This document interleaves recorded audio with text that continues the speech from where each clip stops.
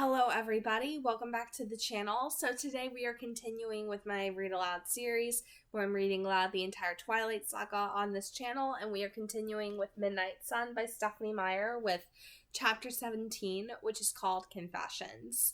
But before we begin the reading, I just have to make the quick disclaimer that I do not own any of the text being presented here, nor am I trying to present any of it as my own. This is simply a read aloud that is done for entertainment purposes, and all rights go to Stephenie Meyer. So, again, this is Midnight Sun by Stephenie Meyer. Chapter 17, Confessions. I felt the sun warm against my skin, and I was glad I couldn't see that either. I didn't want to look at myself now. For the longest half second I'd ever lived through, everything was silent. And then Bella screamed, "Edward!" My eyes flashed open, and I fully expected to see her running away from all I had just revealed myself to be. But she was running right at me in a collision course, her mouth open in distress. Her hands were half extended toward me, and she tripped and stumbled her way along through the long grass. Her expression wasn't frightened, but it was desperate. I didn't understand what she was doing. I couldn't let her crash into me, whatever she was intending. I needed her to keep her distance. I raised my hand again, palm forward. She faltered and then wobbled in place for a moment, exuding anxiety. As I stared into her eyes, I saw my reflection there. I thought perhaps I understood. Mirrored in her eyes, what I resembled most was a man on fire. Though I'd debunked her myths, she must have held onto them subconsciously, because she was worried, frightened for the monster rather than of it. She took a step toward me and then hesitated when I moved a half step back. "Does that hurt you?" she whispered. Yes, I'd been right. She wasn't afraid for herself, not even now. "No," I whispered back. She stepped another foot closer, careful now. I let my hand fall. She still wanted to be closer to me. Her expression shifted as she approached. Her head cocked to the side, and her eyes first narrowed, then grew huge. Even with this much space between us, I could see the effects of the light refracting off my skin, shining prism-like against her own. She moved another step and then another, keeping the same distance away as she slowly circled around me. I stayed completely motionless, feeling her eyes touch my skin as she moved out of my sight. Her breath came more quickly than usual, her heart pumped faster. She reappeared on my right, and now there was a tiny smile beginning to form around the edges of her lips as she completed her circle and faced me again. How could she smile? She walked closer, stopping when she was only 10 inches away. Her hand was raised, curled close to her chest, as if she wanted to reach out and touch me but was afraid to. The sunlight shattered off my arm and whirled against her face. "Edward," she breathed. There was wonder in her voice. "Are you frightened now?" I asked quietly. It was as if my question was totally unexpected, as if it shocked her. "No." I stared into her eyes, unable to stop myself from fruitlessly trying again to hear her. She reached toward me, very slowly, watching my face. I thought perhaps she was waiting for me to tell her to stop. I didn't. Her warm fingers grazed the back of my wrist. She stared intensely at the light that danced from my skin to hers. "What are you thinking?" I whispered. In this moment, the constant mystery was once again acutely painful. She shook her head slightly and seemed to struggle for the words. She stared into my eyes. "I didn't know." She took a deep breath. "I've never seen anything more beautiful. Never imagined something so beautiful could exist." I stared back at her in shock. My skin was blazing with the most flagrant symptom of my disease. In the sun, I was less human than any other time. And she thought I was beautiful. My hand lifted automatically, turning to take hers, but I forced myself to make it drop, not to touch her. "It's very strange, though," I said. Surely she could understand that this was part of the horror. "Amazing," she corrected. "You aren't repulsed by my flagrant lack of humanity?" Though I was fairly sure now what her answer would be, it was still astonishing to me. She half smiled. "Not repulsed. You should be. Her smile widened. I'm feeling like humanity is pretty overrated. Carefully, I pulled my arm out from underneath her warm fingertips, hiding it behind my back. She valued humanity so lightly, she didn't realize the depths of what its loss would mean. Bella took another half step forward, her body so close that its warmth became more pronounced, more present than the sun's. She shifted her face toward mine, and the light gilded her throat, the play of shadows emphasizing the coursing of her blood through the artery just beyond the corner of her jaw. My body reacted instinctively, venom welling, muscles coiling, thoughts scattering. How quickly it surfaced! We'd been in this arena of visions mere seconds. I stopped breathing and took a long step away from her, raising my hand again in warning. She didn't try to follow.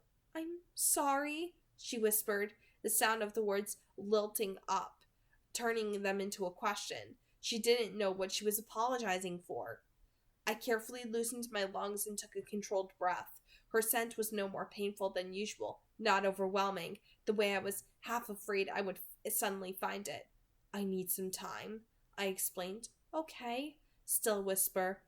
I moved around her, slow, deliberate steps, and walked to the center of the meadow. I sat down in a patch of low grass and locked my muscles in place, as I had done before. I breathed carefully in and out, listening as her hesitant footsteps crossed the same distance, tasting her fragrance as she sat down next to me. Is this all right? She asked, uncertain. I nodded. Just let me concentrate. Her eyes were huge with confusion, with concern. I didn't want to explain. I closed my own, not in cowardice, I told myself, or not just in cowardice. I did need to concentrate. I focused on her scent, on the sound of the blood gushing through the chambers of her heart. Only my lungs were allowed motion. Every other part of me I imprisoned into rigid immobility. Bella's heart, I reminded myself, as my involuntary systems reacted to the stimuli. Bella's life. I was always so careful to not think about her blood, the scent I couldn't avoid, but the fluid, the movement, the pulse, the hot liquidity of it. These were things I could not dwell on, but now I let it fill my mind, invade my system, attack my controls, the gushing and throbbing of it, the pounding and slashing, the surge through the biggest arteries, the ripple through the smallest vein, the heat of it, heat that washed in waves across my exposed skin despite the distance between us, the taste of it burning on my tongue and aching in my throat. I held myself captive and observed. A small part of my brain was able to stay detached, to think through the onslaught. With that small bit of rationality, I examined my every reaction minutely. I calculated the amount of strength needed to curb each response and weighed the strength I possessed against the tally. It was a near calculation, but I believed that my will was stronger than my bestial nature. Slightly. Was this Alice's knot? It didn't feel complete. All the while, Bella sat almost as still as I was, thinking her private thoughts. Could she imagine any part of the turmoil inside my mind? How did she explain this strange, silent standoff to herself? Whatever she thought of it, her body was calm. Time seemed to slow with her pulse. The sound of the birds in the distant trees turned sleepy. The cascade of the little stream grew somewhat more languid. My body relaxed, and even my mouth stopped watering eventually. 2,364 of her heartbeats later, I felt more in control than I had in many days. Facing things was the key, as Alice had predicted. Was I ready? How could I be sure? How would I ever be sure? And how did I breathe this long hush I'd imposed? It was starting to feel awkward to me. It must have felt so to her for a while. I unlocked my post and laid back in the grass, one hand casually by my head. Feigning the physical sign of emotion was old habit. Perhaps if I portrayed relaxation, she would believe it. She only sighed quietly. I waited to see if she would speak, but she sat silent as before, thinking whatever it was she might be thinking, alone in this remote place with a monster who reflected the sun like a million prisms. I could feel her eyes on my skin, but I didn't imagine her revolted anymore. The imagery, the imaginary weight of her gaze, Now that I knew it was admiring, that she found me beautiful regardless of everything, brought back that electric current I'd felt with her in the dark, an imitation of life running through my veins. I let myself get lost in the rhythms of her body, let the sound and the warmth and the smell commingle, and I found that I could still master my inhuman desires, even while the phantom current moved under my skin. This took most of my attention, though, and inevitability, this quiet, waiting period would end. She would have so many questions, much more pointed now, I imagined. I owed her 1,000 different explanations. Could I handle everything at once? I decided to try to juggle a few more tasks, while still tuning in to the flow and ebb of her blood. I would see if the distraction was too much. First, I gathered information. I triangulated the exact location of the birds I could hear, and then their calls and identified each one's genus and species.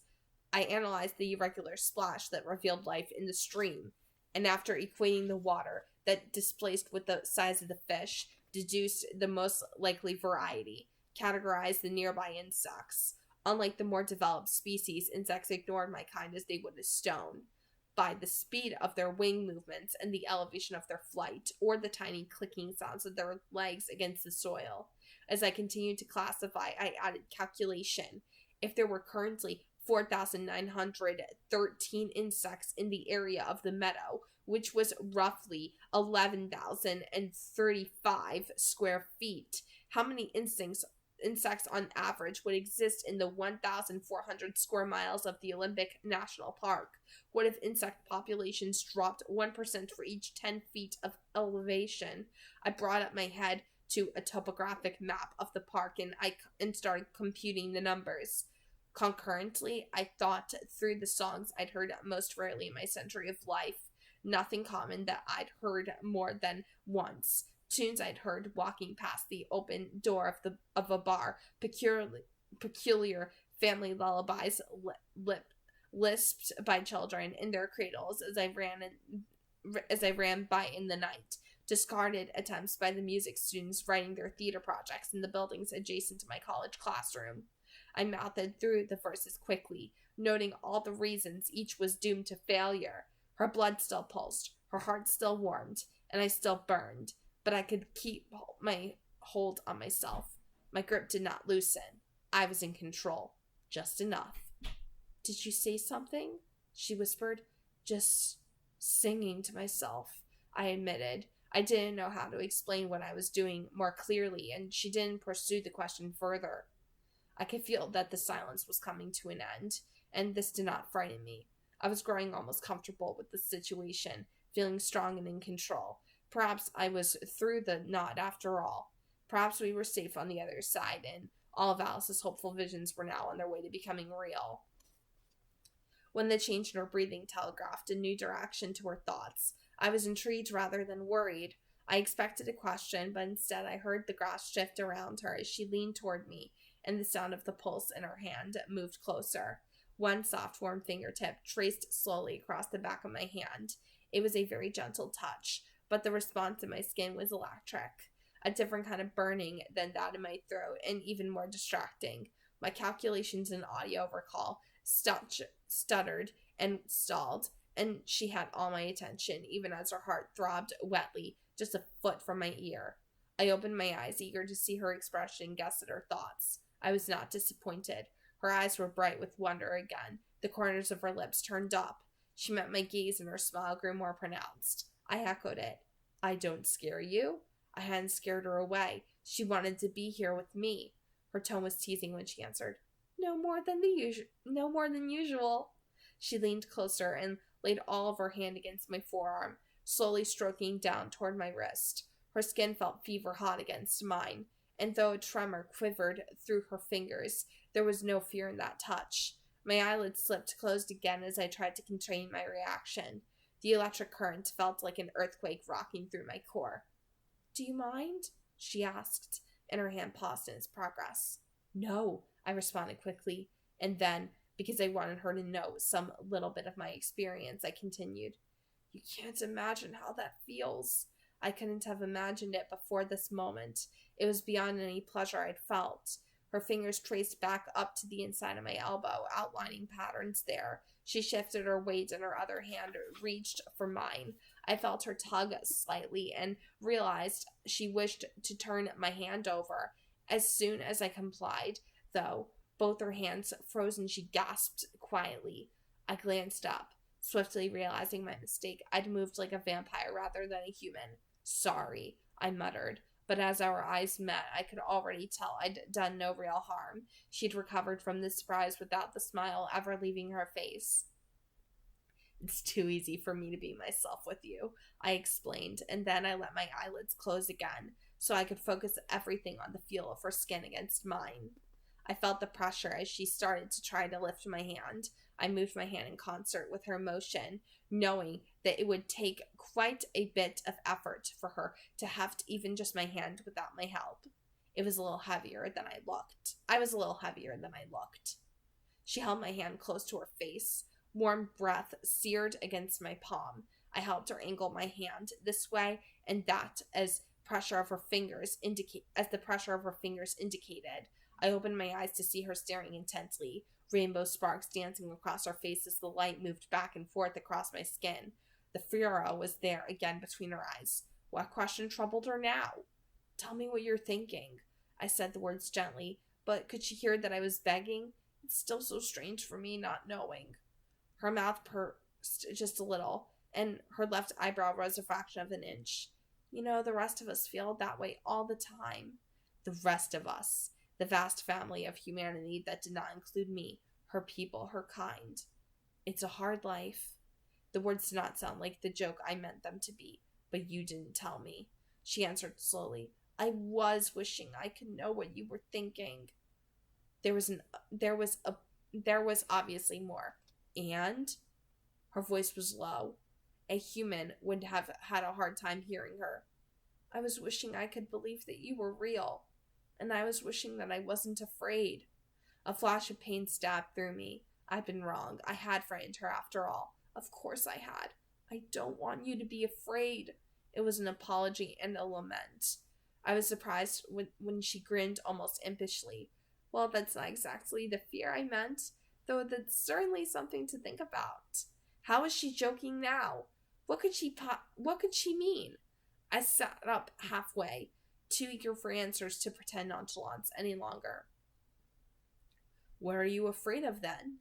I realized how close our faces were, her lips closer than they ever had been to mine. No longer smiling, parted. She inhaled through her nose and her eyelids, half closed. She stretched closer as if to catch more of my scent, her chin angling up half an inch, her neck arching forward, her jugular exposed. And I reacted. Venom flooded my mouth.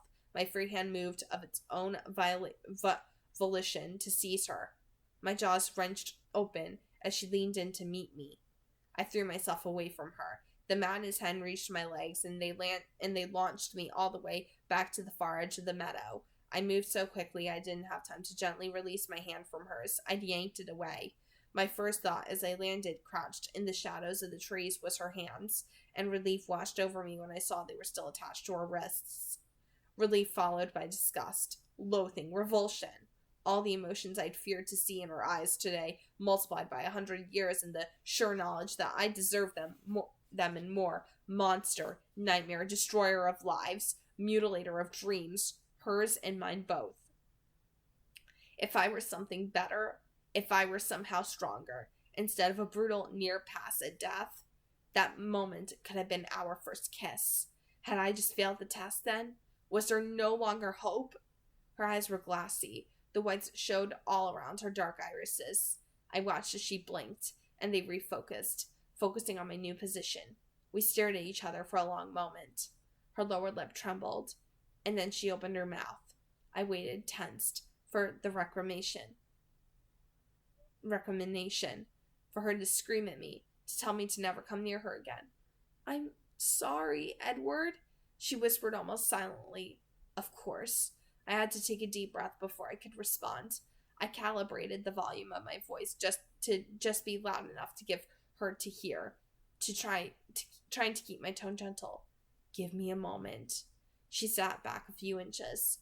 Her eyes were still mostly whites. I took another breath. I could still taste her from here. It fueled the constant burn. But no more than that. I felt the way I normally did around her. There was no hint in my mind or body now. No sense that the monster was lurking so near to the surface. That I could snap so easily. It made me want to shriek and tear trees out by their roots. It made me want... If I couldn't feel the edge, couldn't see the trigger, how could I ever protect her from myself? I can imagine Alice's encouragement. I had protected Bella. Nothing had happened. But though Alice might have seen that much, watching when my break was still the future and not the past, she couldn't know how it felt. To lose control of myself, to be weaker than my worst impulse, not to be able to stop. But you did stop. But you did stop. That's what she would say. She couldn't know how not enough that was. Bella never looked away from me. Her heart was racing twice as fast as normal. Too fast. It couldn't be healthy. I wanted to take her hand and tell her everything was fine. She was fine. She was safe. There was nothing to worry about. But these would be such obvious lies. I still felt normal, what normal had become in these last months, at least, in control, just exactly the same as before when my confidence had nearly killed her. I walked back slowly, wondering if I should keep my distance, but it didn't seem right to shout my apology across the meadow at her. I didn't trust myself to be as close to her as before. I stopped a few paces away at a conversational distance and sat on the ground.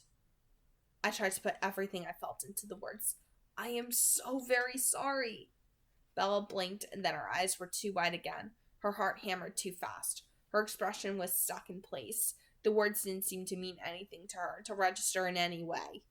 And what I immediately knew was a bad idea, I fell back on my usual pattern of trying to keep things casual. I was desperate to remove the frozen shock from her face.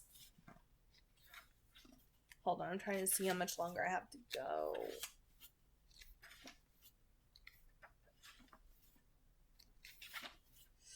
Yeah, this is a long one.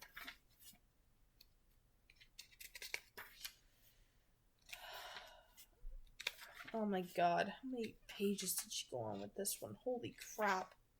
Oh my god. Yeah, we have this much more to go. Power through it.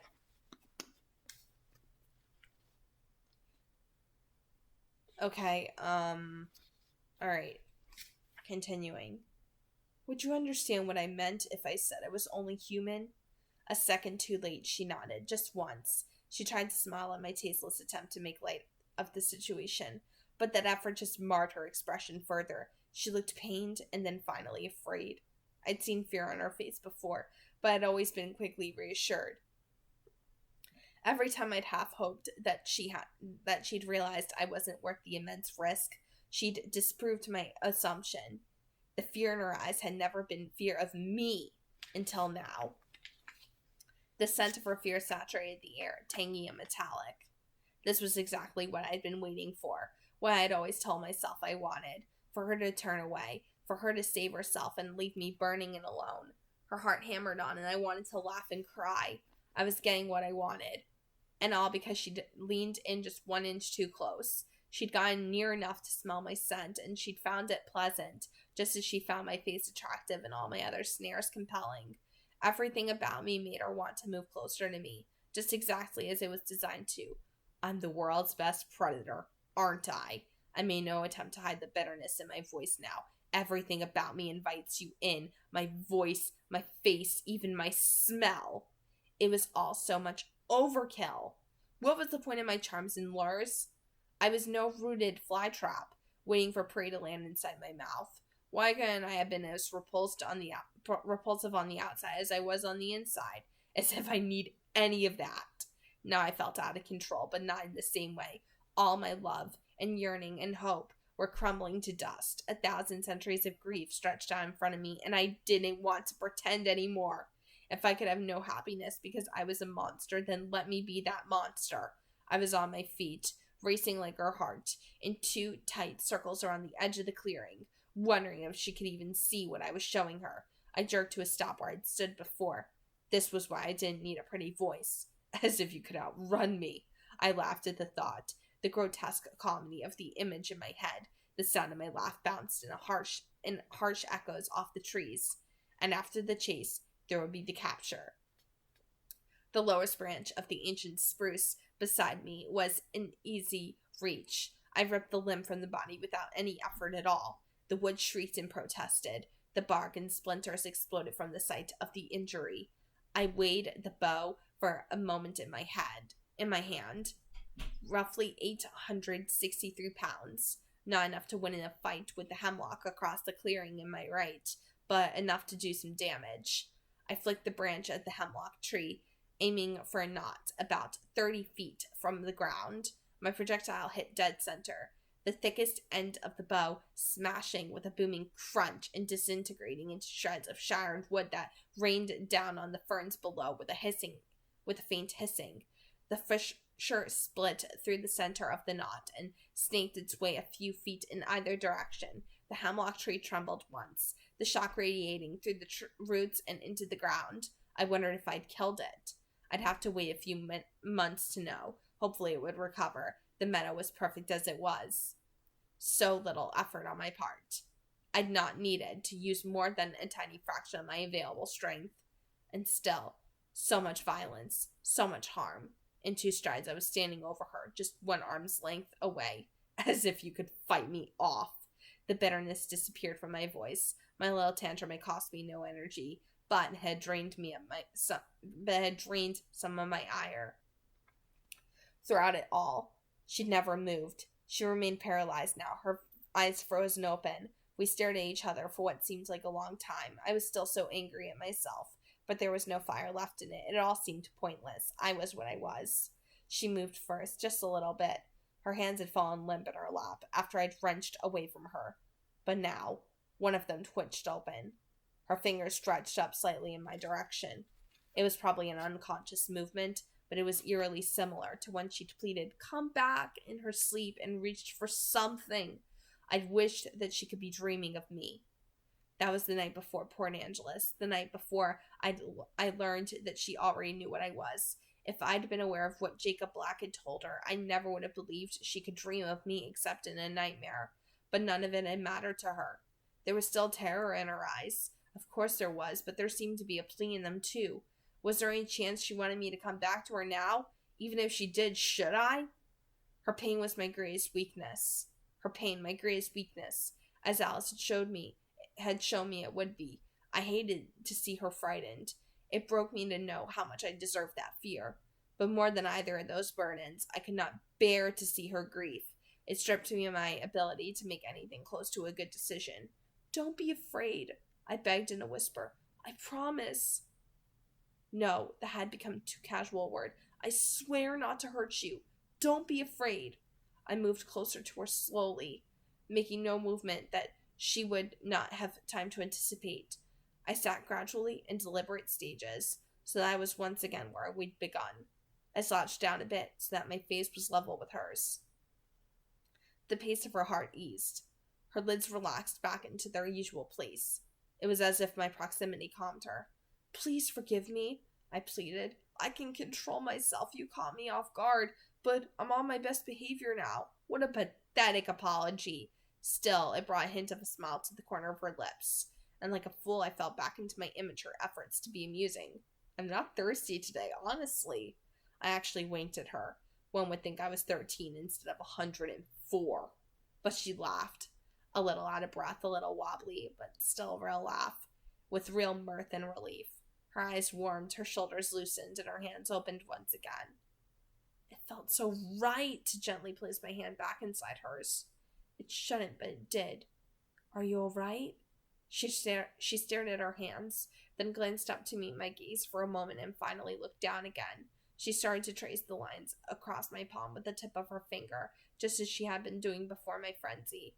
Her eyes returned to mine, and a smile slowly spread across her face till the little dimple appeared in her chin. There was no judgment and no regret in that smile. I smiled back, feeling as though I could only just now appreciate the beauty of this place, the sun and the flowers and the gilded air. They were suddenly there for me, joyous and merciful. I felt the gift of her mercy, and my stone heart swelled with gratitude.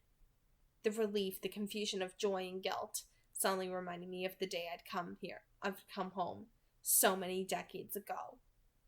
I hadn't been ready then either. I'd planned to wait.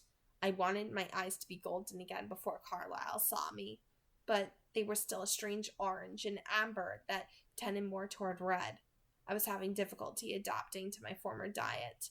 It had never been so hard before. I was afraid that if I didn't have Carlisle's help, I wouldn't be able to keep going, that I would fall back into my old ways. It worried me, having that evidence so clear in my eyes. I wondered what was the worst reception I could expect. Would he just send me away? Would he find it difficult to look at me, to see what a disappointment I had become? Was there a penance he would demand? I would do it, whatever he asked. Would my efforts to improve move him at all, or would he just see my failure? It was simple enough to find them. They hadn't moved far from the place I'd left them. Maybe it was easier for me to return. Maybe to make it easier for me to return. Their house was the only one in this high, wild spot. The winter sun was glinting off the windows as I approached from below, so I couldn't tell if anyone was home. Rather than take the shorter route through the trees, I paced toward them through an empty field, blanketed in snow, where, even bundled up against the sun's glare, I would be easy to spot. I moved slowly. I didn't want to run. It might alarm them. It was Esme who saw me first. "Edward!" I heard her cry, though I was still a mile out. In less than a second, I saw her figure dart through the side door, racing through the rocks surrounding the mountain ledge and stirring up a thick cloud of snow crystals behind her. "Edward! He's come home!" It was not the mindset I'd been expecting, but then she hadn't seen my eyes clearly. "Edward, can it be?" My father was following close behind her now, catching up with his longer stride. There was nothing but a desperate hope in his thoughts. No judgment. Not yet. "Edward!" Esme shouted with an unmistakable ring of joy in her voice. And then she was upon me, her arms tight around my neck, her lips kissing my cheek over and over again. "Please, don't go away again." Only a second later, Carlisle's arms encircled us both. "Thank you," he thought, his mind fervent with sincerity. "Thank you for coming back to us." "Carlisle, Esme, I'm so sorry. I'm so—" "Shush now," Esme whispered, tucking her head against my neck and breathing in my scent. "My boy." I looked up into Carlisle's face, leaving my eyes open wide, hiding nothing. "You're here." Carlisle stared back at my face with only happiness in his mind. Though he had to know what the color of my eyes meant, there was no off note to his delight. "There's nothing to apologize for." Slowly, hardly able to trust that it could be so simple, I raised my arms and returned to my family's embrace. I felt that same undeserved acceptance now, and I could barely believe that all of it, my bad behavior, both voluntary and involuntary, was suddenly behind us. But her forgiveness seemed to wash the darkness away. So where were we, before I behaved so rudely? I remembered where I had been, just inches from our parted lips, enraptured by the mystery of her mind. She blinked twice. "I honestly can't remember." That was understandable. I breathed in fire and blew it back out, wishing it would do some actual damage to me. "I think we were talking about why you were afraid besides the obvious reason." The obvious fear had probably driven the other out of her mind completely, but she smiled and looked down at my hand again. "Oh, right." Nothing more. "Well?" I prompted. Rather than meet my gaze she started tracing patterns across my palm. I tried to read her sequences, hoping for a picture or even letters. EDWARDPLESEGOAWAY, but I could find no meaning in them. Just more mysteries. Another question she would never answer. I didn't deserve answers. I sighed. How easily frustrated I am. She looked up then, her eyes probing mine. We stared at each other for a few seconds, and I was surprised at the intensity of her gaze. I felt that she was reading me more successfully than I was ever able to read her. "I was afraid," she began, and I realized gradually that she was answering my question after all. "Because For, well, obvious reasons. I can't stay with you. Her eyes dropped again as she said the word stay. I understood her clearly for once. I could hear that when she said stay, she didn't mean for this moment in the sunshine, for the afternoon or the week. She meant it the way I wanted to say it to her. Stay always. Stay forever. And I'm afraid that I'd like to stay with you much more than I should.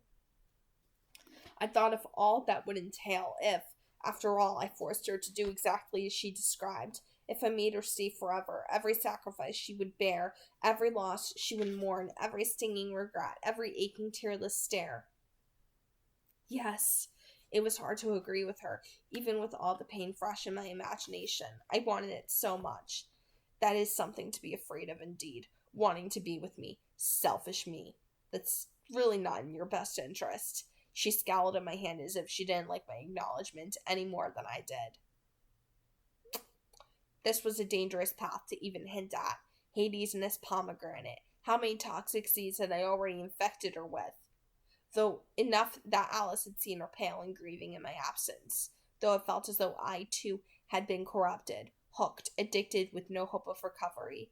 I couldn't fully form the picture in my head. Leaving her. How would I survive? Alice had shown me Bella's anguish in my absence. But what would she see of me if in that version of the future, if she looked? I couldn't believe I would be anything more than a broken shadow, useless, crumpled, empty. I spoke the thought aloud, but mostly to myself. I should have left long ago. I should leave now, but I don't know if I can.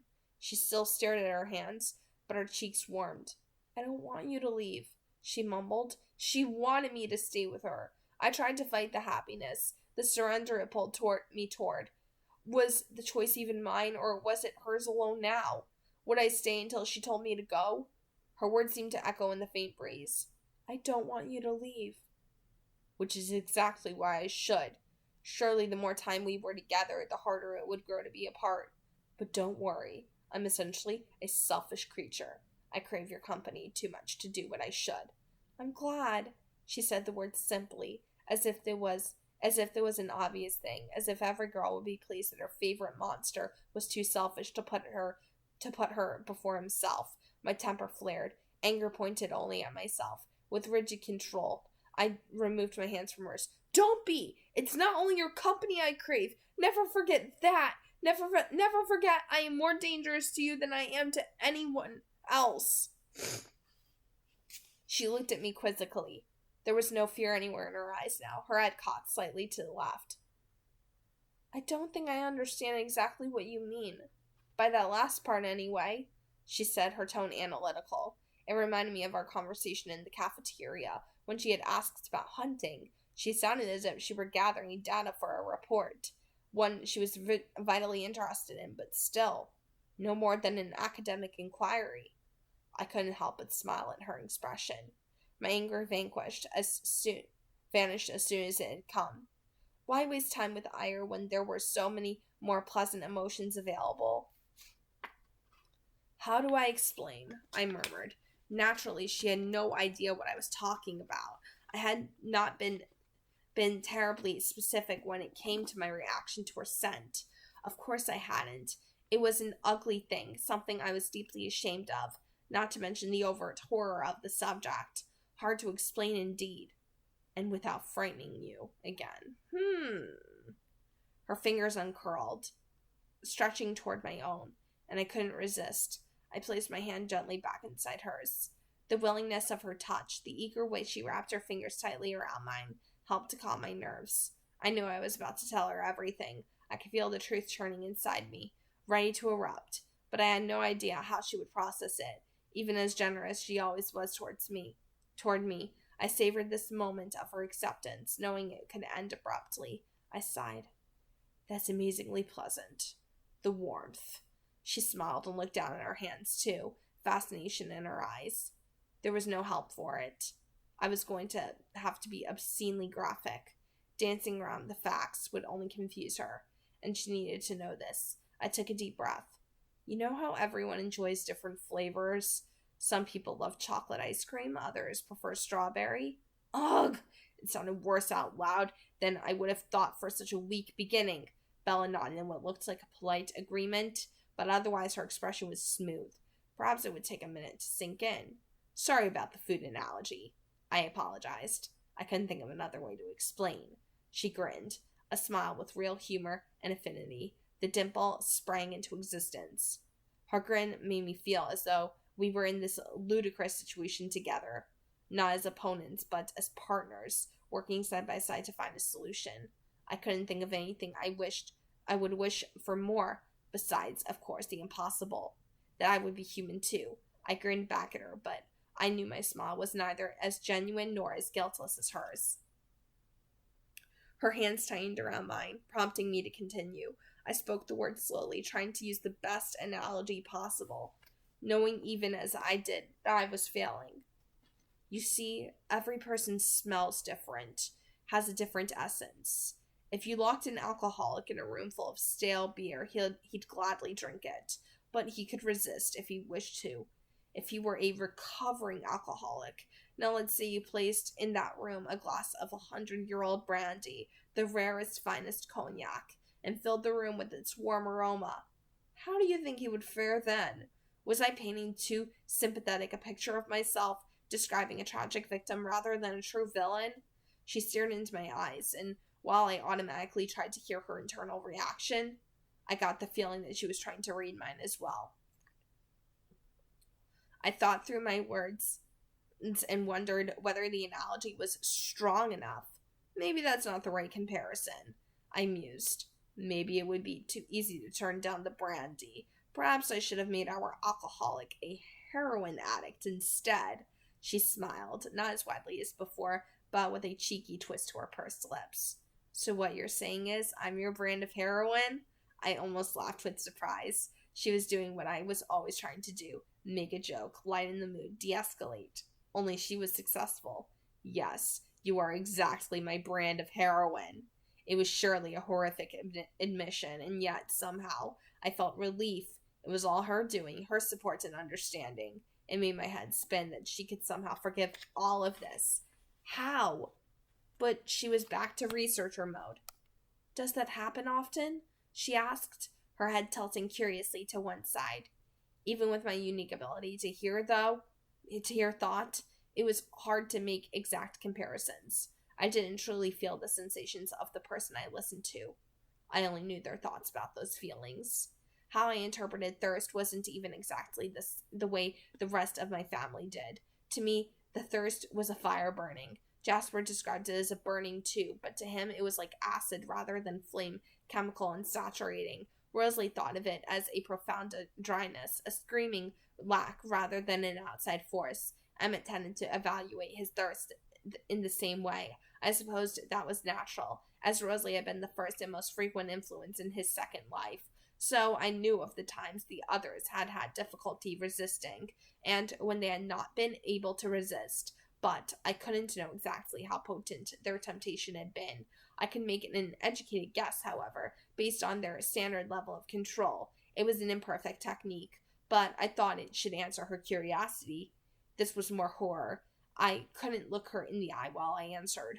I stared at the sun instead as it slipped closer to the edge of the trees. Every second gone hurt me more than they ever had. Seconds I could never have with her again. I wish we didn't need to spend these precious seconds on something so distasteful. I spoke to my brothers about it. To Jasper, every one of you is much the same. He's the most recent to join our family. It's a struggle for him to abstain at all. He hasn't had time to grow sensitive to the differences in smell, in flavor. I flinched, realizing too late where my rambling had taken me. Sorry, I added quickly. She gave me an exasperated little huff. I don't mind. Please, don't worry about offending me or frightening me or whichever. That's the way you think. I can understand, or I can try to at least. Just explain however you can. I tried to settle myself. I needed to accept that through some miracle, Bella was able to know the darkest things about me and not be terror-stricken, able to not hate me for it. If she was strong enough to hear this, I needed to be strong enough to speak the words. I looked back at the sun, feeling the deadline in its slow descent. So, I began again slowly. Jasper wasn't sure if he'd ever come across someone who was as appealing as you are to me, which makes me think not. Emmett has been on the wagon longer, so to speak, and he understood what I meant. He says twice for him, one stronger than the other. I finally met her gaze. Her eyes were narrow just slightly, her focus intent. And you? And for you? She asked. That was an easy answer, with no guesswork needed. Never. She seemed to consider that word for a long moment. I wished I knew what it meant for her. Then her face relaxed a bit. What did Emmett do? She asked in a conversational tone, as if this were just some storybook fairy tale I was sharing with her, as if good always won the day, and though the road might get dark at points, nothing truly evil or permanently cruel was allowed to happen. How could I tell her about these two innocent victims? Humans with hopes and fears, people with families and friends who loved them, imperfect beings who deserved the chance to improve, to try, a man and a woman with names now inscribed on simple headstones in obscure graveyards. Would she think better or worse of us if she knew that Carlisle had required our attendance at their funerals? Not just these two, but every victim of our mistakes and lapses. Were we a tiny bit less damned because we had listened to those who had known them best describe their shortened lives? Because we bore witness to the tears and cries of pain, the momentary aid we'd anonymously provided to make sure there was no unnecessary physical suffering. Seemed crass in retrospect. Such a weak recompense. She gave up waiting for an answer. I guess I know. Her expression was mournful now. Did she condemn Emmett while she gave me so much mercy? His crimes, though much greater than two, were less in total than mine. It pained me that she would think badly of him. Was this the specificity of two victims, the offense she would balk at? Even the strongest of us fall off the wagon, don't we? I asked weakly. Could this be forgiven too? Perhaps not. She winced, flinching away from me. No more than an inch, but it felt like a yard. Her lips pulled into a frown. What are you asking? My permission? The hard edge in her voice sounded like sarcasm. So here was her limit. I'd thought she'd been extraordinarily kind and merciful, too forgiving, in truth. But actually, she'd simply underestimated my depravity. She must have thought that, for all my warnings, I'd only ever been tempted, that I'd always made the better choice, as I had in Port Angeles, driving away from bloodshed. I told her that same night how, despite our best efforts, my family made mistakes. Had she not realized that I'd been confessing to murder? No wonder she accepted things so easily. She thought I was always strong, that I only had near misses on my conscience. Well, it wasn't her fault. I'd never explicitly admitted to killing anyone. I'd never given her the body count. Her expression softened while I spiraled. I tried to think of how to say goodbye in such a way that she would know how much I loved her, but not feel threatened by that love. I mean, she explained suddenly, no edge in her tone. Is there no hope then? In a fraction of a second, I replayed our last exchange in my head and realized how I'd misinterpreted her reaction. When I had begged pardon for past sins, she'd thought I was excusing a future, an imminent, a crime, but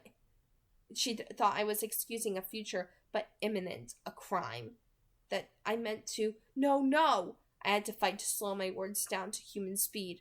I was in such a hurry to have her hear them. Of course there's hope. I mean, of course I won't kill you. I couldn't finish the sentence. Those words were agony to me, imagining her gone.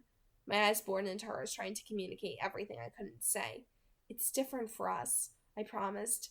Emmett, these were strangers that he happened to cross. It was a long time ago and he wasn't as practiced, as careful as he is now.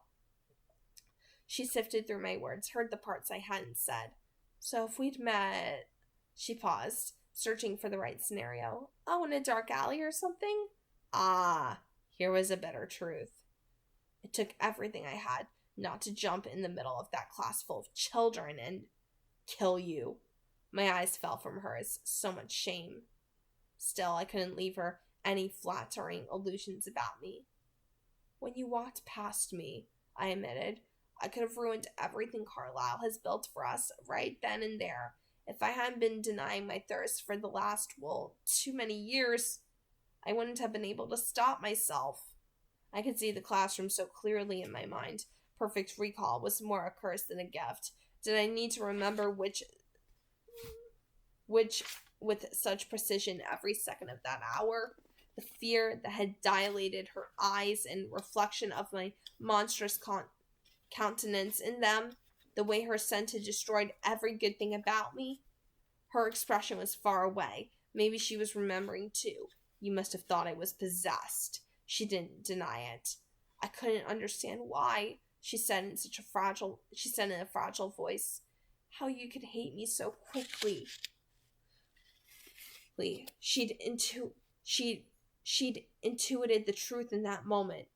She'd understood correctly that I had hated her, almost as much as I desired her. Oh my god. I have to keep pausing in between because my throat is getting so freaking dry. Just reading this. I have to drink water, I think. That's what I meant to do when I paused. But this chapter's taking me forever. I hadn't even eaten anything yesterday or had coffee yet. I'm like, ugh. This chapter is taking me, over an hour. Oh, God, I feel as thirsty as Edward. Oh, my God. Stephenie Meyer. I think that's what she was going for when you read this thing out loud. Your throat goes so freaking dry. You feel as thirsty as Edward. I think she's, wanting me to empathize with Edward right now. Stephenie Meyer, you achieved it. I have full empathy for Edward right now. I'm guzzling down a whole bottle of water to continue. Ugh. My God. If I knew, I would have split this into 2 parts. But I'm going to push through. I'm going to continue.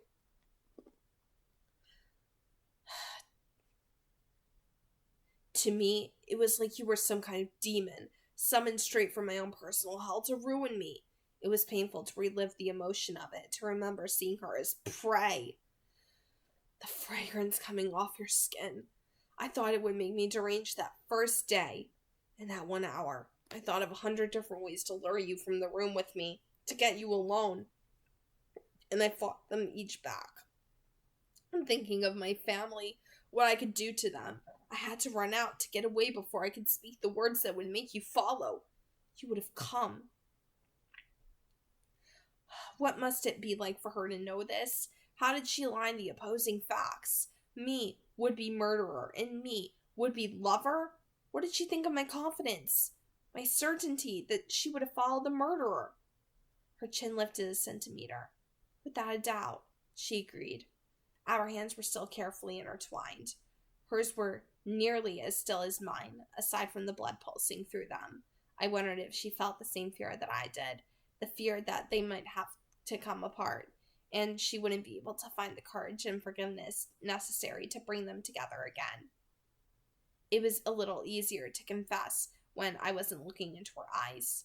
And then, I continued, as I tried to rearrange my schedule in a pointless attempt to avoid you, you were there, in that close, warm little room. The scent was maddening. I so very nearly took you then. There was only one other frail human there, so easily dealt with. I felt the shiver move down her arms as I felt the shiver move down her arms to her hands. With every new attempt to explain, I found myself using more and more distressing words. They were the right words, the truthful words, and they were also so ugly.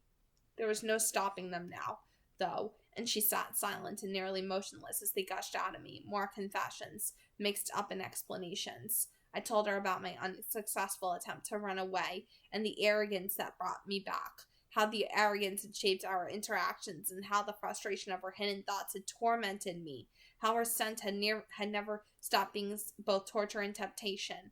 My family wove in and out of the story, and I wondered whether she could see how they influenced my actions at every turn. I told her how saving her from Tyler's van had changed my perception. My perspective had forced me to see that she was more to me than just a risk and an irritation. In the hospital, she prompted when my words ran out. She studied my face with compassion, with eager, non-judgmental desire for the next chapter. I was no longer shocked by her benevolence, but it would always be miraculous to me. I explained my misgivings, not for saving her, but for exposing myself and consequently my family, so that she would understand my harshness that day in the empty corridor. This led naturally into my family's varied reactions, and I wondered what she thought of the fact that some of them had wanted to silence her in the most permanent way possible. She didn't shiver now or betray any fear. How strange it must be for her to learn the whole story, the dark now woven through the light she'd known.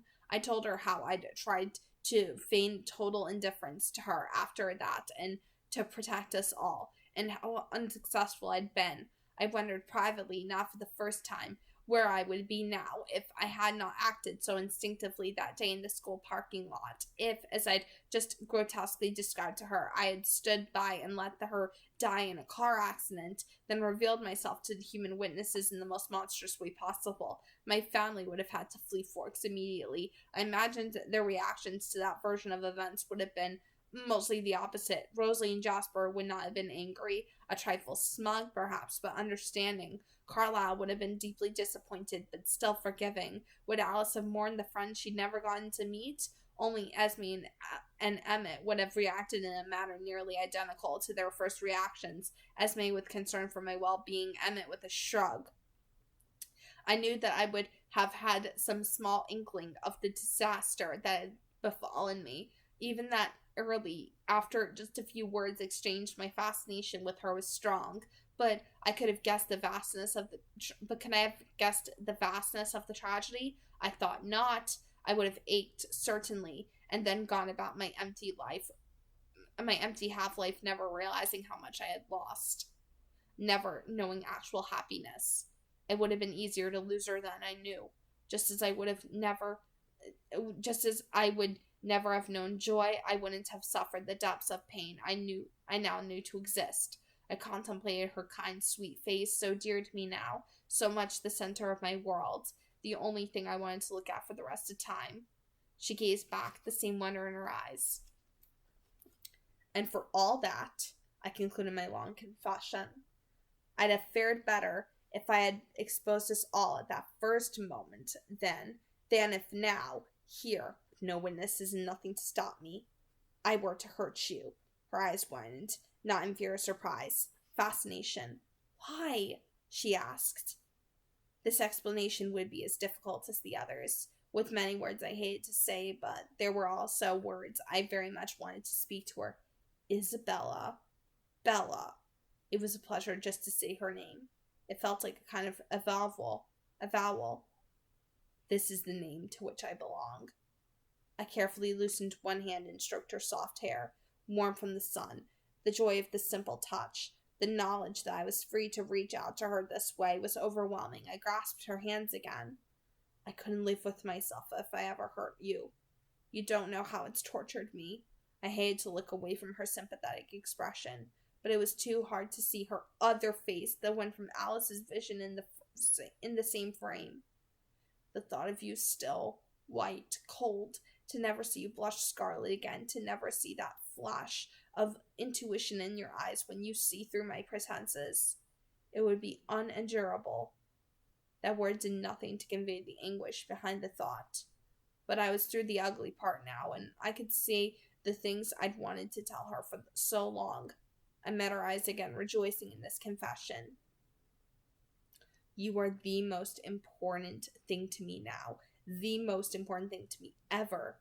Just as the word unendurable was not enough, so were these words weak echoes of the feelings they tried to describe. I hoped she could see in my eyes exactly how inadequate they were.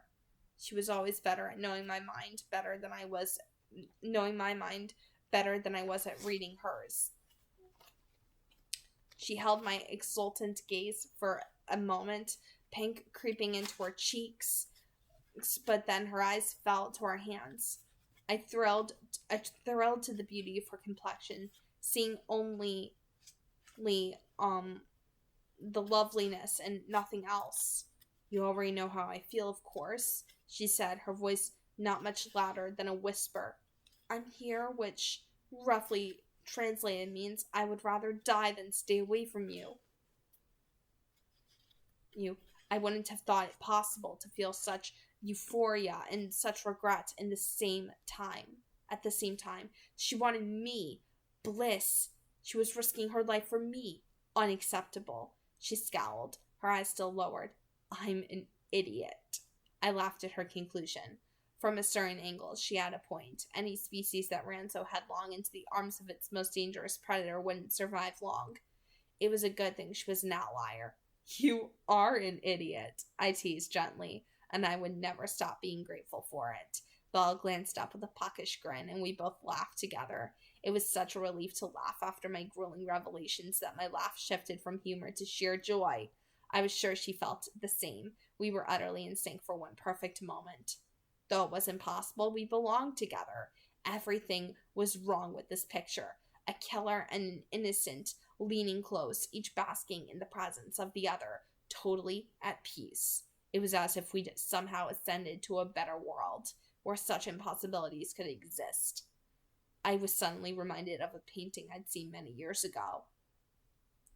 Whenever we canvassed the countryside for likely towns in which to settle, Carlyle would frequently make trips to duck into old parish churches. He seemed unable to stop himself. Something about the simple wooden structures, usually dark for lack of good windows, the floorboards and few backs, all worn and smooth and smelling of layer upon layer of human touches, brought him a reflective kind of calm. Thoughts of his father and his childhood were brought to the fore, but the violent end seemed far away in those moments. He remembered only pleasant things. Okay, long story short, I had to stop again in the middle of that reading, not because I wanted to. No, not because I wanted to, but because I physically had to. My throat was getting so freaking dry that I had to keep taking gulps of water. I was like, okay, I need to do something else. I need to change out of my pajamas. I need to get dressed. I need to make my bed. I need to do something else before I continue this reading, because this is taking me over an hour and 2 minutes. Minutes right now is where I've marked it, and I know where I've left off previously, but I had to go. I had to do something, so I got my peppermint mocha.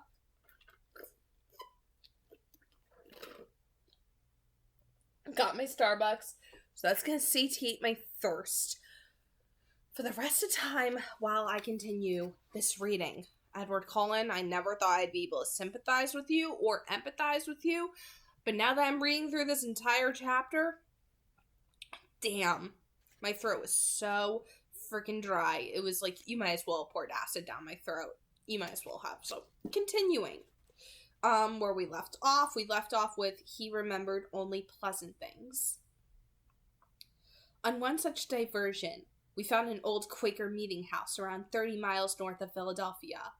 It was a small building, no bigger than a farmhouse, with a stone exterior and a very Spartan arrangement inside. So plain were the knotty floors and straight-backed pews that I was almost shocked to see an adornment on the far wall. Carlyle's interest was piqued as well, and we both examined it.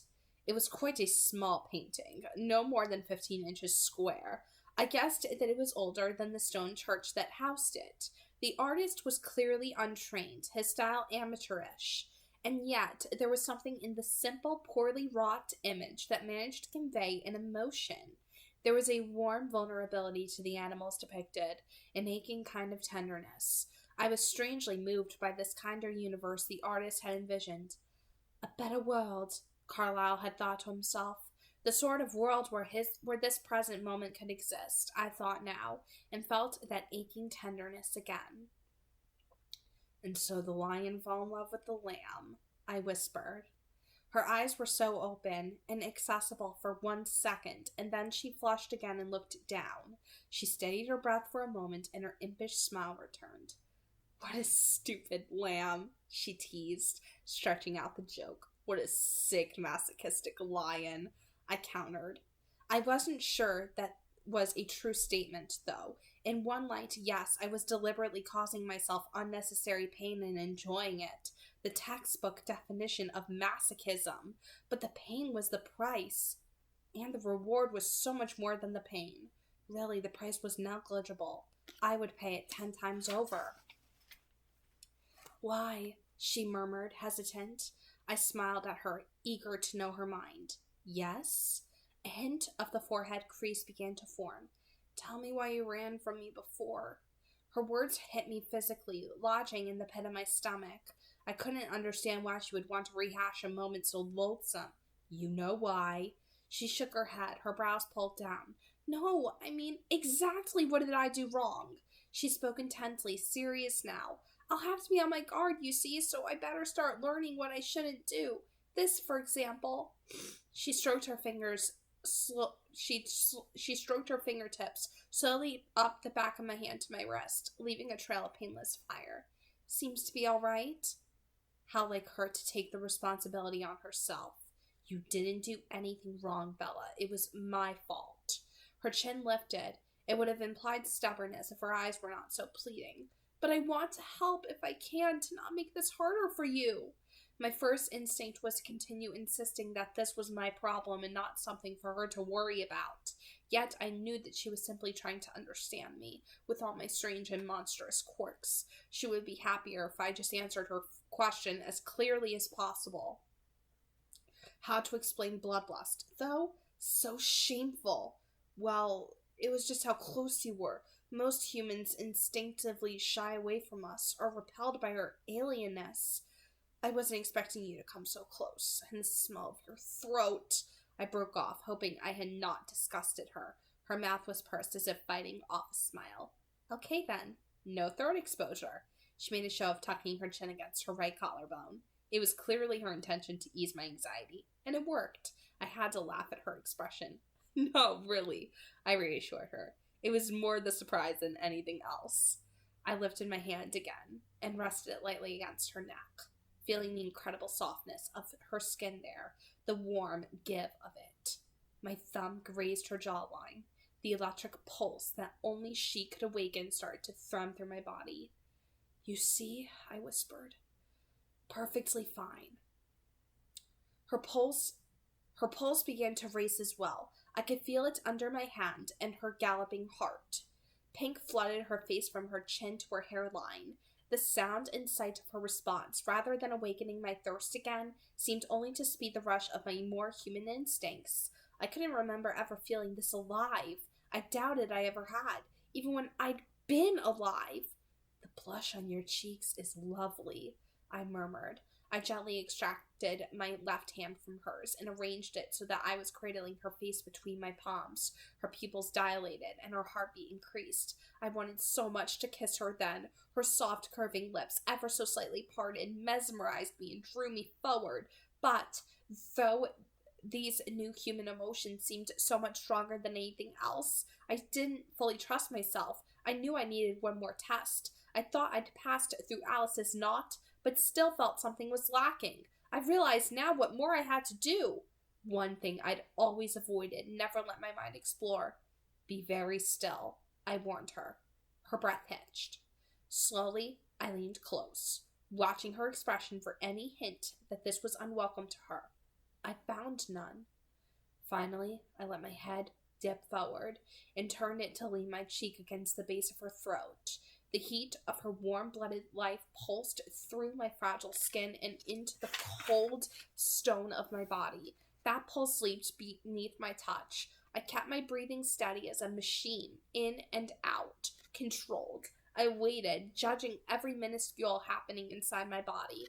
Perhaps I waited longer than necessary, but it was a very pleasant place to linger. When I felt sure that no trap waited for me here, I proceeded. Cautiously, I readjusted, using slow, steady movements so that nothing would surprise or frighten her.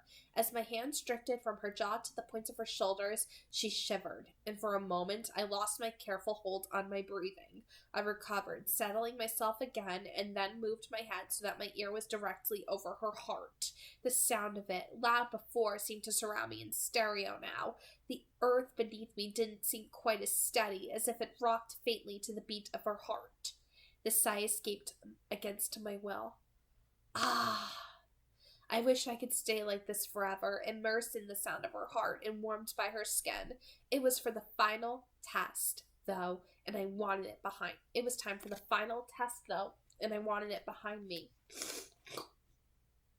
For the first time, as I breathed in the sear of her scent, I let myself imagine. Rather than blocking my thoughts, cutting them off, and forcing them deep down out of my conscious mind, I allowed them to range unfettered. They did not go willingly. Not now. But I forced myself to go where I had always avoided.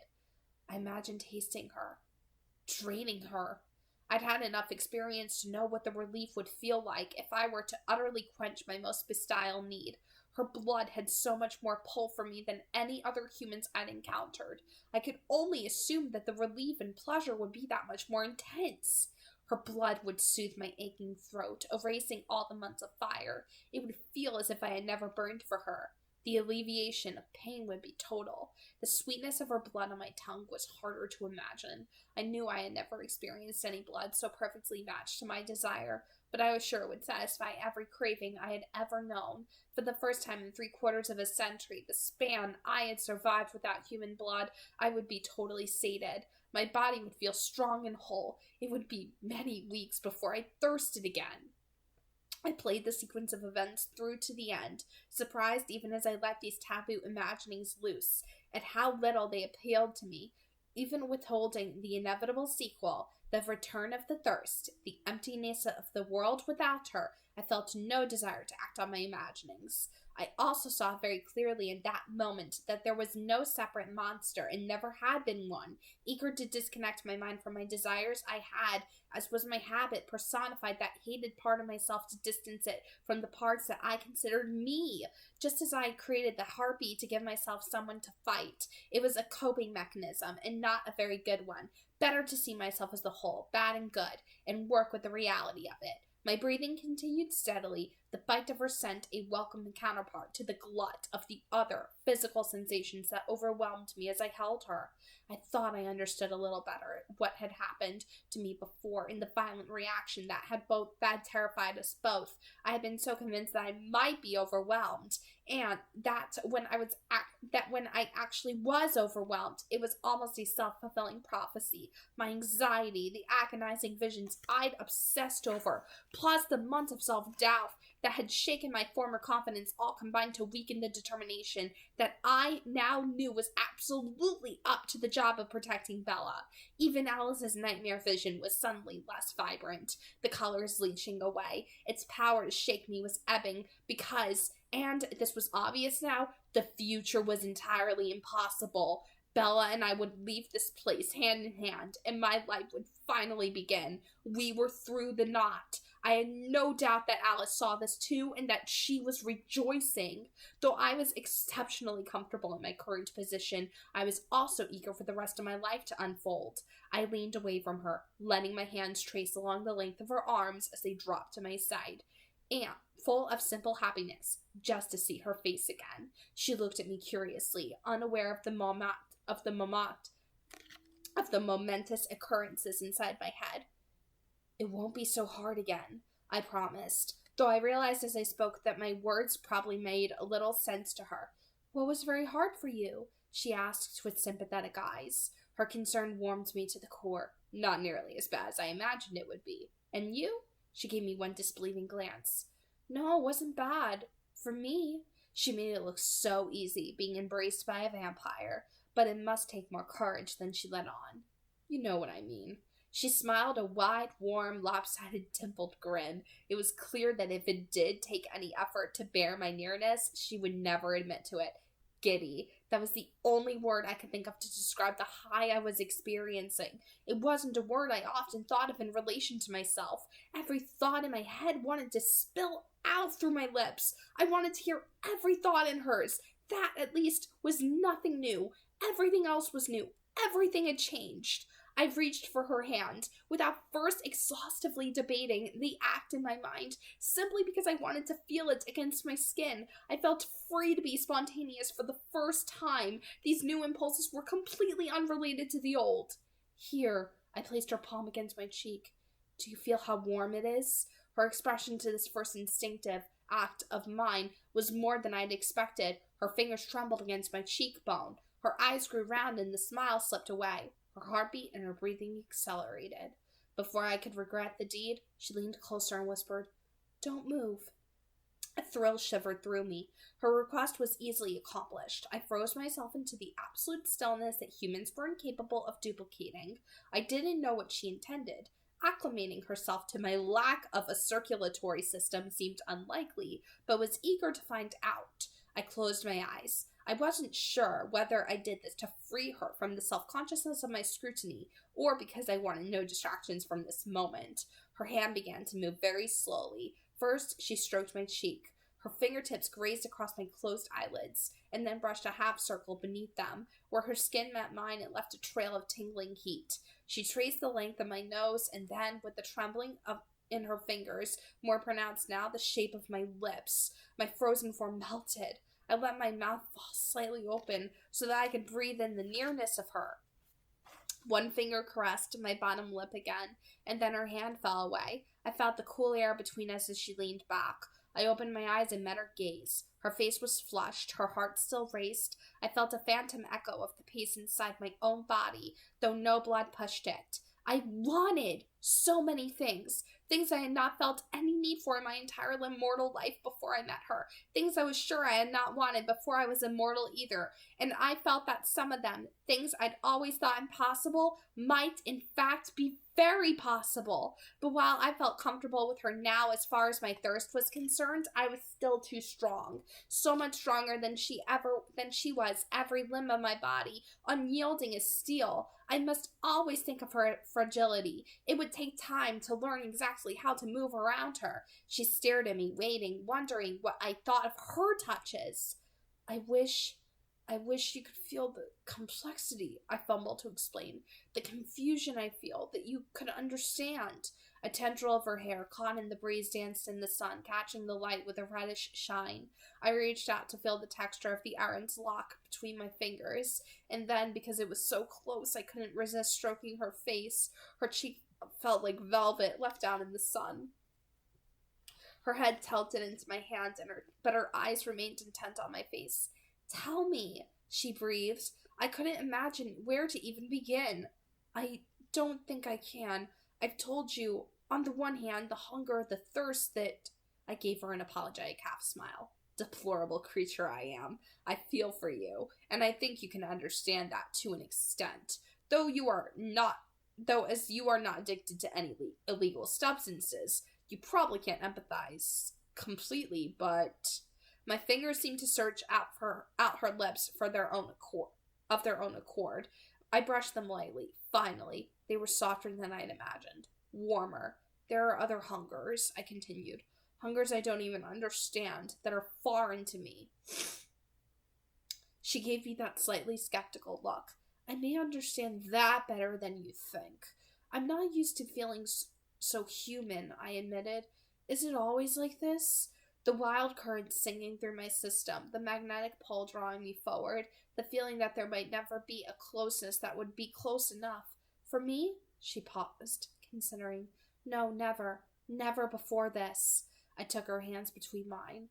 "I don't know how to be close to you," I cautioned. "I don't know if I can. Where to set the limits to keep her safe, how to keep selfish desire from pushing those limits unwisely." She shifted closer to me. I held myself still and careful while she rested the side of her face against the bare skin of my chest.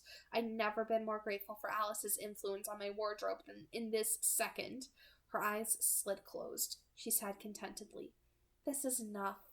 The invitation was not something I could resist. I knew I was incapable of getting this much right. With meticulous care, I wrapped my arms lightly around her, truly holding her in my embrace for the first time. I pressed my lips against the crown of her head, breathing in her warm scent. A first kiss, though a stealthy one, unrequited. She chuckled once. "You're better at this than you give yourself credit for." "I have human instincts," I murmured into her hair. "They may be buried deep, but they're there." The passing of time was meaningless while I cradled her, my lips against her hair. Her heart moved languorously now. Her breath was slow and even against my skin. I only noticed the change when the shadow of the trees fell over us. Without the reflection off my skin, the meadow seemed suddenly darker, evening rather than afternoon. Bella heaved a deep sigh. Not contented this time, but regretful. You have to go, I guessed. I thought you couldn't read my mind. I grinned and then pressed one last hitting kiss to the top of her head. It's getting clearer. We'd been a long time here, though now it seemed like mere seconds. She would have human needs she was neglecting. I thought of the long, slow trek to get to the meadow, and I had an idea. I pulled away, reluctant to end our embrace no matter what came next, and placed my hands lightly on her shoulders. Can I show you something? I asked. Show me what? She asked, a hint of suspicion in her voice. I realized my tone was more than a little enthusiastic. I'll show you how I travel in the forest, I explained. Her lips pursed, doubtful, and the crease between her brows appeared deeper than before, even when I nearly attacked her. It surprised me a little. She was usually so curious and fearless. Don't worry, I reassured her. You'll be very safe, and we'll get to your truck much faster. I grinned encouragingly at her. She considered for a minute and then whispered, Will you turn into a bat? I couldn't suppress my laughter. I didn't really want to. I couldn't remember ever feeling so free to be myself. Of course, that wasn't exactly true. I was always free and open when it was just me and my family. However, I never felt like this with my family. Ecstatic, wild, every cell of my body alive in a new electric way. Being with Bella intensified all sensation.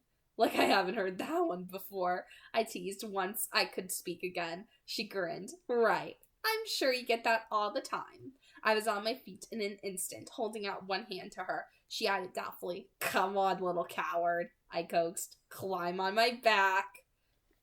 She stared at me for a moment, hesitating. I wasn't sure whether she was wary of this idea of mine or just wasn't sure exactly how to approach me. We were very new to this physical closeness, and there was still plenty of shyness between us. Deciding that the latter was the problem, I made it easy for her. I lifted her from the ground and gently arranged her limbs around me as if for a piggyback ride. Her pulse quickened and her breath caught. But once she was in place, her arms and legs constricted around me. I felt enveloped in the warmth of her body. I'm a bit heavier than your average backpack. She sounded worried that I might not be able to bear her weight. Ha! I snorted. It struck me how easy it was, not to carry her insignificant weight, but to have her literally wrapped around me. My thirst was so wholly overshadowed by my happiness that it barely caused my conscious pain. I took her hand from where it was gripped around my neck and held her palm to my nose. I inhaled as deeply as I could. Yes, there the pain was real, but unimpressive. What was a little fire to all this light? Easier all the time, I breathed. I took off at a relaxed lope, choosing the smoothest route back to our starting point. It would cost me a few extra seconds to go the long way, but we would still get to her truck in minutes rather than hours. It was better than to jostle her with a more vertical path. Another new joyous experience. I'd always loved to run. For nearly 100 years it had been my purest physical happiness. But now, sharing this with her, no distance between us bodily or physically, I realized how much more pleasure there could be in simply running than I'd ever imagined. I wondered if it thrilled her as much as it did me. One qualm nagged at me. I'd been in a hurry to get her home as soon as that seemed to be her wish. However, surely we should have concluded the most momentous interlude with a proper finale, a sort of seal on our new understanding, a benediction. But I'd been too hasty to realize it was missing until we were already in motion. It wasn't too late. My system was electrified again as I thought of it. A true kiss. Once I'd assumed it impossible. Once I'd mourned that this impossibility seemed to hurt her as well as me.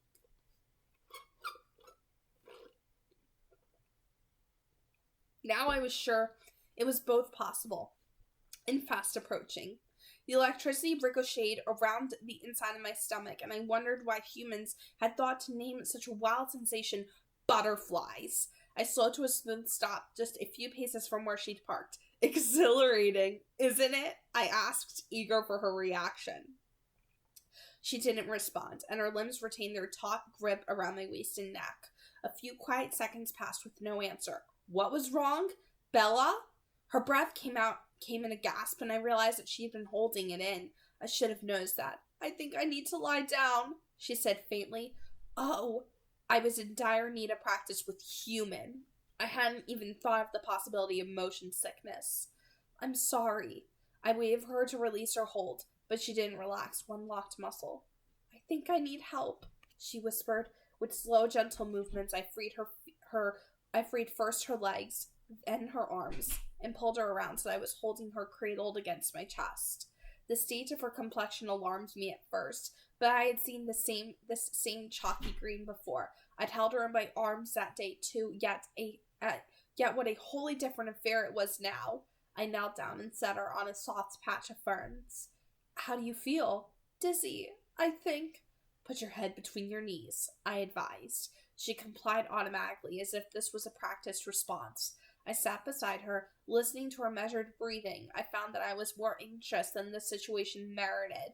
I knew this was nothing serious, just a bit of queasiness, and yet seeing her pale and ill bothered me more than was reasonable.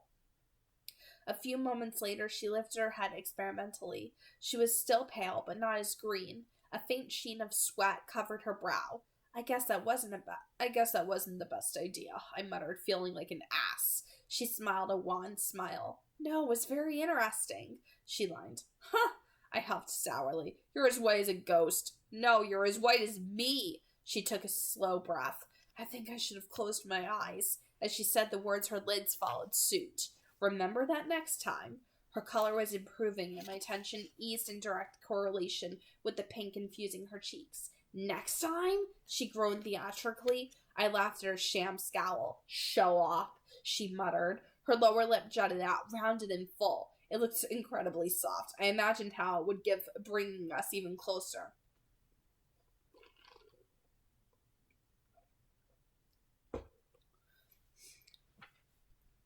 I rolled to my knees facing her. I felt nervous and restless and impatient and unsure. The yearning to be closer to her reminded me of the thirst that used to control me. This, too, was demanding, impossible to ignore. Her breath was hot against my face. I leaned closer. Open your eyes, Bella. She complied slowly, looking up at me through her dense lashes for a moment before lifting her chin so that our faces were aligned. I was thinking, while I was running. My voice trailed off. This was not the most romantic beginning. Her eyes narrowed. About not hitting trees, I hope. I chuckled as she tried to hold back a grin. Silly Bella. Running is second nature to me. It's not something I have to think about. Show off, she repeated with more emphasis this time. We were off topic. It was surprising this was even possible, close as our faces were. I smiled and redirected. No, I was thinking there was something I wanted to try. I put my hands lightly on either side of her face, leaving her plenty of room to move away if this was unwelcome. Her breath caught, and she automatically angled her head closer to mine. I used an eighth of a second to recalibrate, testing every system in my body to be completely positive that nothing would take me off guard. My thirst was well under control, sublimated to the very bottom of my physical needs. I've regulated the pressure in my hands and my arms, the way my torso curved toward her, so that my touch would be lighter against her skin than the breeze. Though I was sure the precaution was unnecessary, I held my breath. There was no such thing as too careful. After all, her eyelids slid shut. I closed a tiny distance between us and pressed my lips softly against hers. Though I'd thought I was prepared, I was not entirely ready for the combustion. What strange alchemy was this, that the touch of lips should be so much more than the touch of fingers? It made no logical sense that simple contact between the specific area of skin should be so much more powerful than anything I'd yet experienced. It felt as if a new sun was bursting into being wherever our months met, and my whole body was filled to a shatter point with the brilliant light of it. I only had a fraction of a second to grapple with the potency of this kiss before the alchemy impacted Bella. She gasped in reaction, her lips parting against mine, the fever of her breath burning my skin. Her arms wound around my neck, her fingers twisted into my hair. She used that leverage to crush her lips more tightly to mine. Her lips felt warmer than before, as fresh blood flowed into them. They opened wider. An invitation it would not be safe for me to accept. Gingerly, with the lightest force possible, I eased her face away from mine, leaving my fingertips in place against her skin to keep her at a distance. Apart from that small shift, I held myself motionless and tired, if not to ignore allergies. Oh my god. Okay, restarting that sentence. Apart from that small shift, I held myself motionless and tried, if not to ignore the temptation, at least to separate myself from it.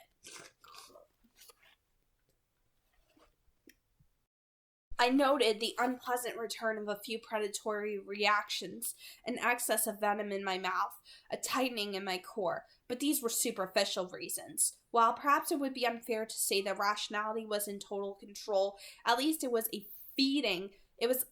not a feeding passion that made that statement untrue. A much more agreeable passion held me in its thrall. Its nature, however, did not eliminate the need to moderate it. Bella's expression was both overwhelmed and apologetic. Oops, she said. I couldn't help but think what her innocent actions might have precipitated just a few hours ago. That's an understatement, I agreed. She was unaware of the progress I'd made today, but she had always acted as if I were in perfect control of myself, even when it wasn't true. It was a relief to finally feel as if I deserved some of that trust. She tried to move back, but my hands were locked around her face. Should I? No, I assured her. It's tolerable. Wait for a moment, please. I wanted to be very careful that nothing was escaping me.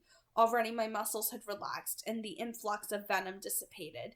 The urge to wrap my arms around her and continue the alchemy of kissing was a harder impulse to deny, but I used my decades of practicing self-control to make the right choice. There, I said when I was totally calm. She was fighting another smile. Tolerable? She asked. I laughed. I'm stronger than I thought. I would have never believed how in control I was able to be now. This was a very rapid progress, indeed. It's nice to know.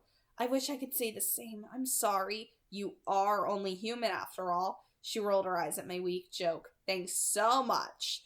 The light that had filled my body during our kiss lingered. I felt so much happiness. I wasn't sure how to contain it all.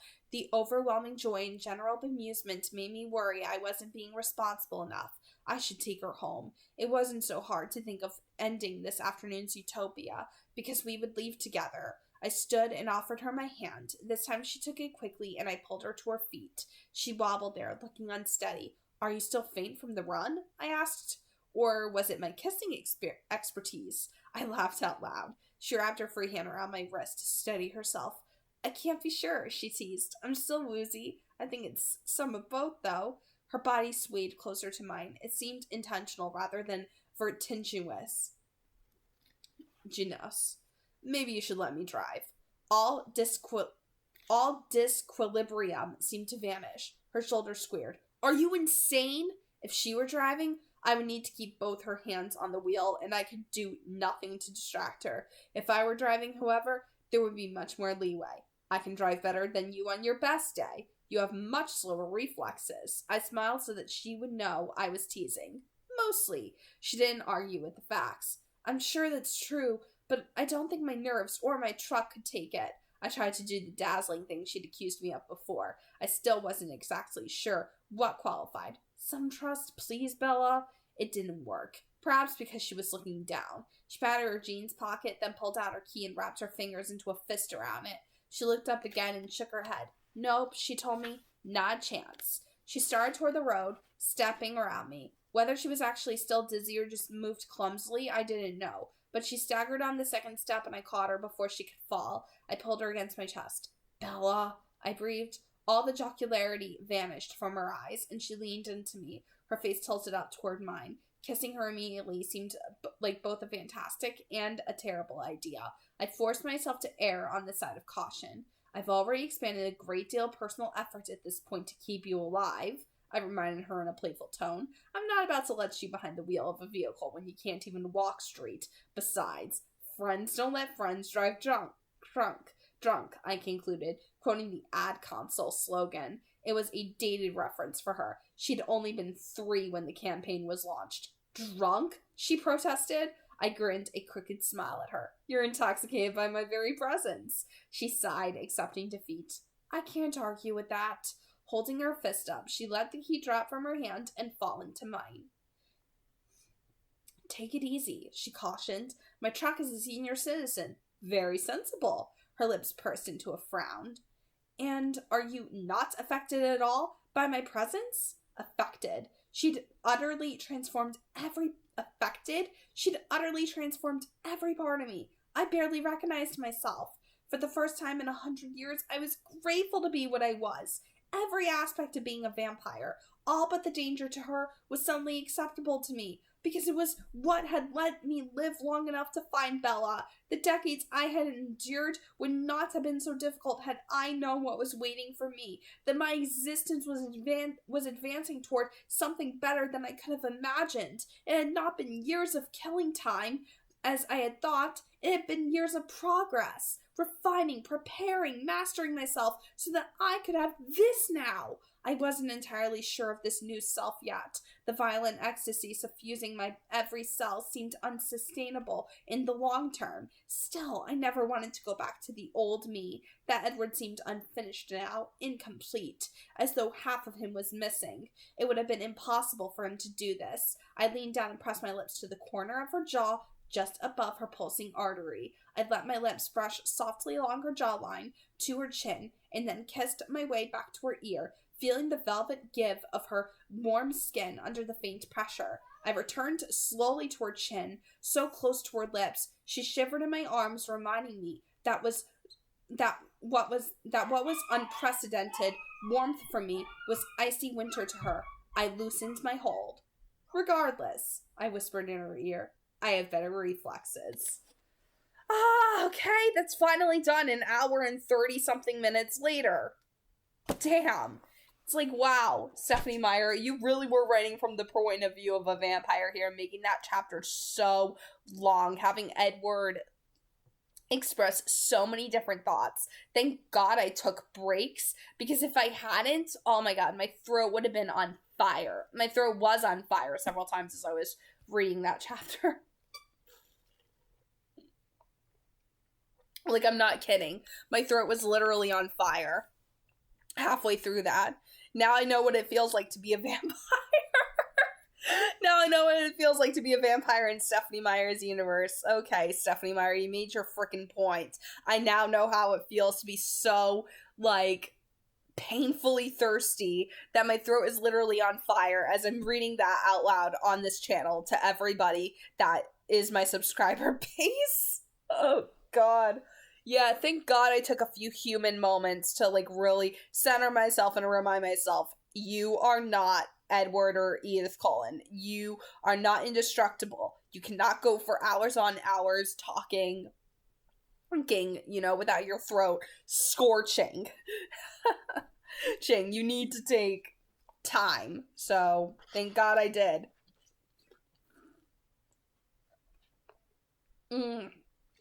So good.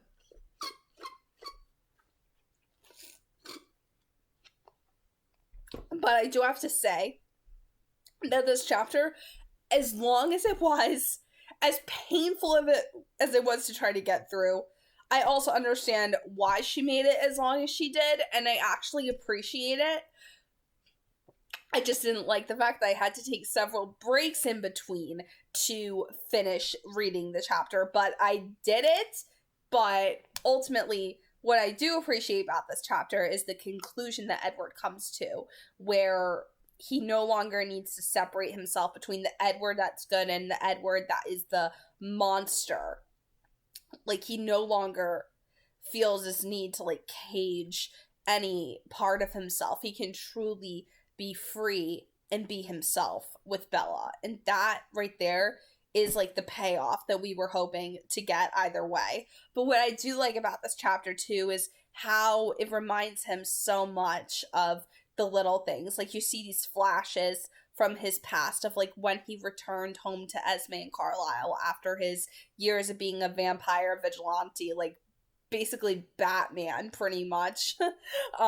Yeah, absolutely. Like, his homecoming to Carlisle and Esme, that moment where he was, like, finally back home with them, he kind of compares that feeling of, like, being home with Carlisle and Esme, his return, to him, like, finding this love with Bella. And he now feels complete, and he feels like everything has finally come together for him, and that he no longer needs to hide. And the relief that he feels in this chapter, you can see it, feel it, hear it in every single word expressed in this chapter. Every single little moment, the relief that he feels. And it's not like he's even repeating himself anymore either way now, because just the relief that he's expressing, the love that he feels for Bella, it's pretty freaking amazing. Like this chapter, nothing can compare to it. Nothing. Like, it's the longest chapter, but it's also one of the best chapters I've ever read. Like, oh my god. Like, it was probably at least 20 something pages long, but I didn't care because, wow, this was just simply beautiful. Like, oh my god. I can't believe it.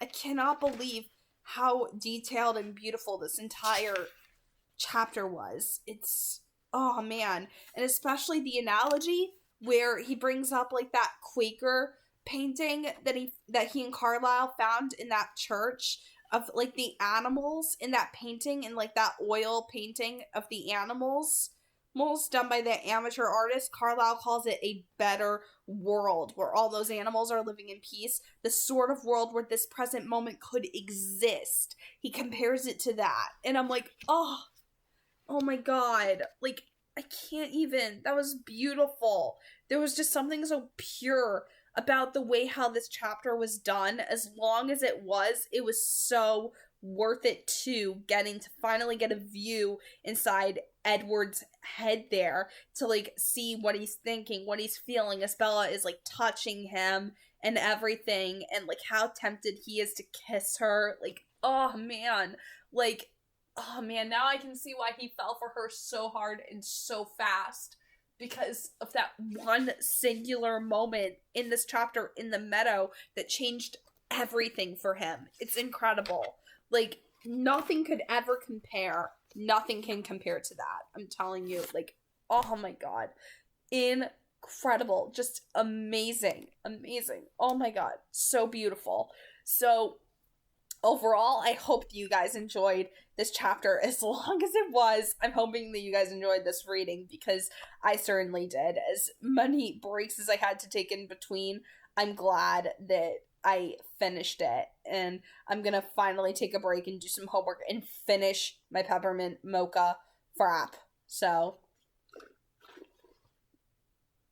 through a completely cracked and broken straw at that. So anyway, thank you so much for watching the video, and if you guys stuck it through to the very end and put up with me getting up in between, taking breaks and everything, I'm glad that you stuck it out till the end, because oh man, this chapter was so worth sticking to the end for, and like pushing through it, completing it, even if I had to stop and take a break. Just suck it up, get through it.